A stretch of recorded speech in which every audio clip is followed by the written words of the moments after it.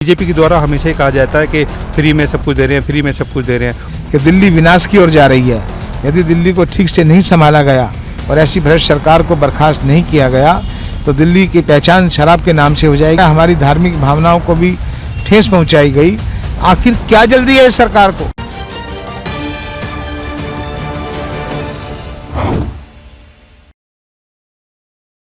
हरिंदर जी, news 43 खास मुलाकात में आपका स्वागत है। धन्यवाद।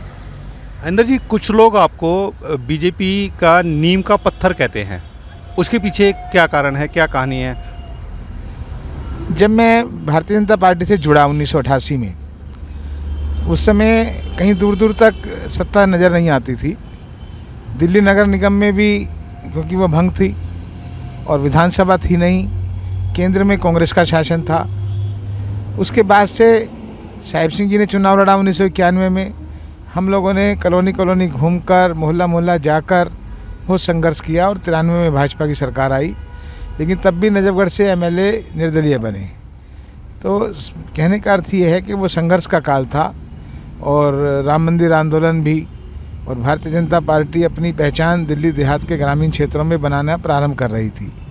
साहिब सिंह जी, पवन शर्मा जी आदि अनेक ऐसे लोग जो दिल्ली देहात में नेतृत्व कर रहे थे, मैंने उनके साथ कंधे से कंधा मिलाकर काम किया। शायद यही वजह होगी, लोग प्यार से कह देते होंगे, नहीं तो मैं तो अपने को एक बहुत छोटा सा और साधारण कार्यकर्ता मानता हूँ। क्या परिवर्तन देख पाते हैं आप? जब आपने शुरुआत की थी तब बीजेपी का जो स्तर था और आज जो बीजेपी का स्तर है, नो डाउट के पूरे देश में शासन कर रही हैं, और तब प्रतिद्वंदिता आपकी शायद कांग्रेस से रही होगी, लेकिन आज प्रतिद्वंदी किस पार्टी को आप मानते हैं? प्रतिद्वंदिता को हम नहीं देखते। हम अपने सेवा के माध्यम से जन जन का कितना हम कार्य कर सकते हैं, उनसे जुड़ सकते हैं, और सेवा ही एक भाव है, तो इसलिए प्रतिद्वंदिता का सवाल नहीं आता। हाँ, लेकिन दुर्भाग्य से जब कोई ऐसी पार्टी जिसका उद्देश्य देश विरोधी होता है और वो लोगों को बिजली पानी या फ्री के नाम पर बहका कर उनके स्वाभिमान को कई बार इस प्रकार से भ्रमित कर देती है कि उनको लगता है कि इस पार्टी को वोट देना चाहिए, तब कष्ट जरूर होता है कि हम देश की राजधानी में रह रहे हैं और उसके अंदर परिपक्व मतदाता वो इस प्रकार का निर्णय कर देते हैं। तो ये इसके खिलाफ हम लोग संघर्षरत हैं और संघर्ष करते रहेंगे। आपने बताया बीजेपी या बीजेपी के सभी कार्यकर्ता सेवा भाव से जनता की सेवा करते हैं, तो केजरीवाल जी सरकार द्वारा अगर फ्री में कुछ चीज़ें दी जा रही हैं तो वो भी तो सेवा हो सकती है, लेकिन बीजेपी के द्वारा हमेशा ही कहा जाता है कि फ्री में सब कुछ दे रहे हैं, फ्री में सब कुछ दे रहे हैं। उसको लेके क्या कहेंगे हरिंदर सिंघल जी?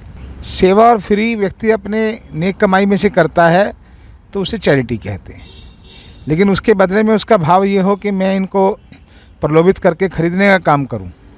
आपको ध्यान होगा, ईसाई मिशनरियाँ भी इस प्रकार का काम करती थी, चैरिटी के नाम पर हॉस्पिटल और ये करके, और बाद में उनका धर्मांतरण करके राष्ट्रांतरण तक करने का दुष्कर्म किया करती थी ईसाई मिशनरियाँ। इसी प्रकार से देश की राजधानी में एक ऐसा व्यक्ति जो पानी और बिजली फ्री के नाम पर, जबकि वो भी फ्री नहीं है, कई जगह उसके बिल भी बहुत बड़े बड़े आते हैं, लेकिन लोगों के ज़मीर को बदलने का दुष्कर्म कर रहा है, चुनौती दे रहा है हमारे देश की स्वाभिमानी जनता को, हमारी प्रदेश की स्वाभिमानी जनता को, और काठ की हांडियाँ बार बार नहीं चढ़ा करती। आखिर ये फ्री के नाम पर हमें क्या कीमत चुकानी पड़ रही है? सर, फ्री के लिए केजरीवाल सरकार को हमेशा से अन्य पार्टियों के लोगों द्वारा कोसा गया है, लेकिन अगर फ्री की सेवा की बात करें या फ्री की जो भी वो सुविधाएं उपलब्ध करा रहे हैं, उन सबको लिया भी जा रहा है। क्या कोई आपकी नज़र में ऐसा कोई नेता है जिसने सरेंडर किया हो कि मैं फ्री की बिजली या फ्री की पानी नहीं लूँगा और मैं इनका पैसा दूंगा और क्षेत्र के विकास में अपना सहयोग दूंगा? आप क्या कहेंगे इस विषय को लेकर? देखिए, नीति अपने आप में इतनी विसंगतिपूर्ण है कि एक तरफ तो फ्री की बिजली और एक तरफ फिक्स मीटर रेंट पर 150% की बढ़ोतरी।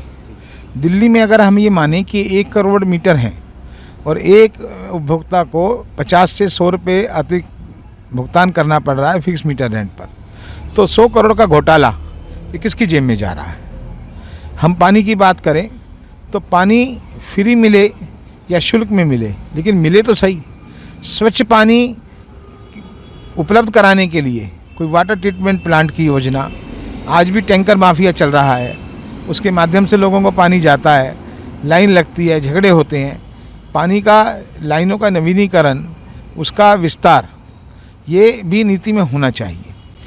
फ्री की और सहयोग करने की भावना, आप देखिए जो एजुकेशन के अंदर सिस्टम है शुरू से ही, जो निम्न आय वर्ग के लोग हैं उनके लिए फ़ीस में छूट, फीस माफ़ी, हॉस्पिटल्स के अंदर इलाज, जो केंद्र की आयुष्मान योजना है उसको ये लागू नहीं करना चाहता क्योंकि कहीं मोदी का नाम ना आ जाए।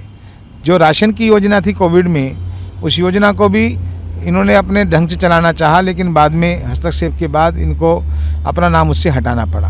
पर मेरे को आश्चर्य होता है कि जो राशन की दुकान जो दिल्ली सरकार के अंडर में आती हैं, उन दुकानों के बाहर कहीं सूचना नहीं लिखी होती कि किस समय से किस समय तक राशन मिलेगा।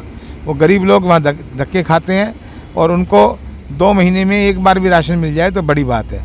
इसके अंदर एक बहुत बड़ा घोटाला है। मुझे ऐसी भी जानकारी है कि इसमें जो एमएलए हैं क्षेत्र के, जो आम आदमी पार्टी के हैं, उन्होंने अपनी मासिक मंथली भी बांध रखी हैं। राशन दुकानदार पैसा इकट्ठा करके उनको देते हैं और बदले में ब्लैक करते हैं। एक बिल्कुल, ये आपका आरोप है या इसको लेकर कोई आपके पास सबूत भी है? ये मेरा आरोप है। इसकी विस्तृत जांच होनी चाहिए और मैं आग्रह करूंगा विजिलेंस डिपार्टमेंट से कि जितने उपभोक्ता रजिस्टर्ड हैं, लिस्टेड हैं, उनसे मालूम करें कि उन्हें राशन मिलता है कि नहीं मिलता। दिल्ली सरकार अपने पोर्टल पर डाले दुकानों का विवरण, उसमें आने वाला राशन, और वो दुकानें इतनी कैपेसिटी की हैं कि इतना राशन वहाँ जा सकता है। क्योंकि मुझे ऐसा लगता है कि अगर 70 कुंटल राशन जाता है तो दुकान में 30 कुंटल राशन रखने की जगह नहीं होती। तो बहुत बड़ा भ्रष्टाचार इसके पीछे है। आज भी जो ये शराब का व्यापार सरकार कर रही है, कितना दुर्भाग्यपूर्ण है। इसके खिलाफ भारतीय जनता पार्टी का एक कार्यकर्ता कल 4 तारीख को पूरी दिल्ली में जनमत के कार्यक्रम होंगे सुबह 10 से 8, जिसमें जनता की राय ली जाएगी। क्योंकि शराब के ठेके खोलने में कोई नियम नहीं लग रहा अब, चाहे वो मंदिर हो, चाहे वो विद्यालय हो, चाहे गौशाला हो, सब जगह, चाहे रिहायशी इलाके हों, केवल पैसे खा कर ठेके दिए जा रहे हैं और देश की राजधानी की जनता को और उसके भविष्य को शराब के गर्त में डुबोने का काम ये सरकार कर रही है।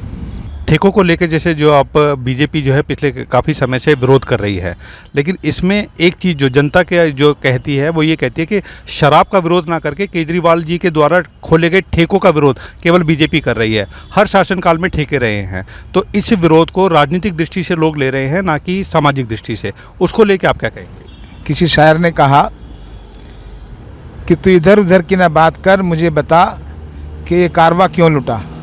मुझे रहबरों से गिला नहीं, तेरी रहबरी पे सवाल है। ठेके शराब के खुले हैं, लेकिन जो इसने अपने स्वराज में लिखा पेज नंबर 14 पे कि ठेके खुलेंगे MWA और RWA की सहमति से खुलेंगे। यदि कोई ठेका सरकार खोलती है और MWA और RWA की सहमति नहीं होती तो उसमें निश्चित रूप से भ्रष्टाचार होता है। अपनी ही कथनी करनी का भेद और 12% कमीशन जो उनका किया गया शराब के ऊपर, और इसके बाद अभी पीछे दिल्ली में एक के ऊपर एक शराब की बोतल फ्री की गई। और आप देखिए कि डिस्काउंट जो 21 हॉलीडेज थे उनको घटाकर 3 किया गया। हमारी धार्मिक भावनाओं को भी ठेस पहुंचाई गई। आखिर क्या जल्दी है इस सरकार को, जो 365 दिन में 362 दिन शराब बिके और 340 दिन बिकना इसको गवारा नहीं हुआ। यानी कि 18 दिन काट कर लोगों को 21 दिन शराब, जो 21 ड्राई डे थे, उसको घटाकर 3 किया गया। शराब के ठेकों की अवधि बढ़ाई गई। रात को पबों में शराब परोसने की अवधि सुबह 3 बजे तक कर दी गई। महिलाओं के लिए 20% डिस्काउंट देने की बात आ रही है। ये तो ऐसा है जैसे कोई टॉनिक बिक रहा हो, शराब ना बिक रही हो, कोई टॉनिक सरकार बेच रही हो जिससे इम्यूनिटी बढ़ती है और कोरोना काल में जिसको पीने से व्यक्ति को बीमारी नहीं आती। जबकि सभी जानते हैं कि शराब मस्तिष्क और शरीर दोनों का विनाश करती है। बजाय हॉस्पिटल खोलने के सरकार का पूरा आग्रह है जब शराब ठेके खोलने पर आ जाए तो उसकी नीयत अपने आप शक में आ जाती है और दाल में काला नहीं, पूरी दाल काली लगती है। तो चुनावों को लेकर जनता को क्या संदेश देना चाहेंगे आप? मैं चुनावों को लेकर नहीं, पूरे आम समाज को ये कहना चाहता हूँ कि हम देश की राजधानी के बाशिंदे हैं। हमारा स्वाभिमान इतना सस्ता नहीं कि कोई पानी और बिजली के नाम पर हमारी आंखें बंद करवा दे। हम खुली आंख से देख सकते हैं कि दिल्ली विनाश की ओर जा रही है। यदि दिल्ली को ठीक से नहीं संभाला गया और ऐसी भ्रष्ट सरकार को बर्खास्त नहीं किया गया तो दिल्ली की पहचान शराब के नाम से हो जाएगी, शराबियों के नाम से हो जाएगी, एक्सीडेंट के नाम से होगी और शराब पीकर जो अपराध होगा उसके नाम से होगी। घरों में बच्चों को किताबें और आटा राशन नहीं मिलेगा, उसको मिलेगी मार, भुखमरी। हमारी माताएं बहनें जो परिवार को चलाती हैं, जिसको ये फ्री बस में घुमाने का लालच देकर उनकी वोट लेना चाहता है, उनको मिलेगी प्रताड़ना, अपने बच्चों के लिए अंधकार में भविष्य है।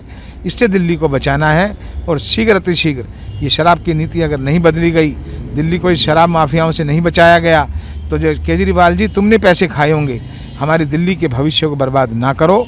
आप पंजाब में जाकर उसे शराब मुक्त करना चाहते हैं, शराबी को मुख्यमंत्री प्रपोज करते हैं। आपकी कथनी और करनी और यूटर्न का कहीं भेद नहीं है। आप कभी अपनी बात पर नहीं टिकते। कभी आपने कहा मैं सरकारी वाहन नहीं लूँगा, सरकारी वाहन लिया। फिर आपने कहा सरकारी कोठी नहीं लूँगा, सरकारी कोठी भी दो ली। आपके सारे विधायक, आपकी पूरी सरकार, ना तो उसका कोई वचन है, ना उसका कोई धर्म है, उसका केवल एक ही मजहब है, पैसा, एक ही धर्म है। किस प्रकार हम लोगों को बेवकूफ़ बनाकर उनकी वोटें लेते रहें और अपने आराम से अपना राज चलाएं। क्योंकि जब कोई शासन, जिस तरह से कि रावण के पड़ोस में बाली का राज्य था, वो राक्षस उनको शराब के नशे में डुबोकर और वहाँ से आराम से पूरे आर्यावर्त में लूट पार करने चले जाते थे। ऐसी ही नीति इस सरकार ने अपनाई है कि लोगों को शराब के नशे में डुबो दो, फ्री बिजली पानी के नशे में डुबो दो, तो फिर जो तुम्हारा मन आए वो करें। लेकिन भारतीय जनता पार्टी का एक एक कार्यकर्ता इसके खिलाफ संघर्ष करेगा, जन जागरण करेगा। हमारे को आवश्यकता पड़ी तो हम जेल भरो आंदोलन भी करेंगे इसके खिलाफ। और हर जोर जुल्म की टक्कर में संघर्ष हमारा नारा है। हमको अपना दिल्ली प्राणों से भी प्यारा है। ये लक्ष्य लेकर भारतीय जनता पार्टी आई है। हम किसी लूटपाट के इरादे से नहीं आए। हमारा काम है सेवा, जनसेवा, राष्ट्र का हित।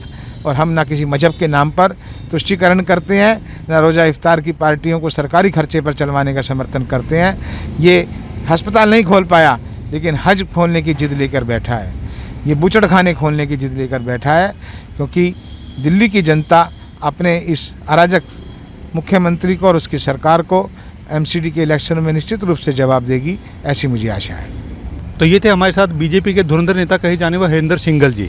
इनकी किस किस बात से आप सहमत हैं, कमेंट बॉक्स में लिखकर जरूर बताएं। न्यूज़ 43 चैनल को अब भी सब्सक्राइब करें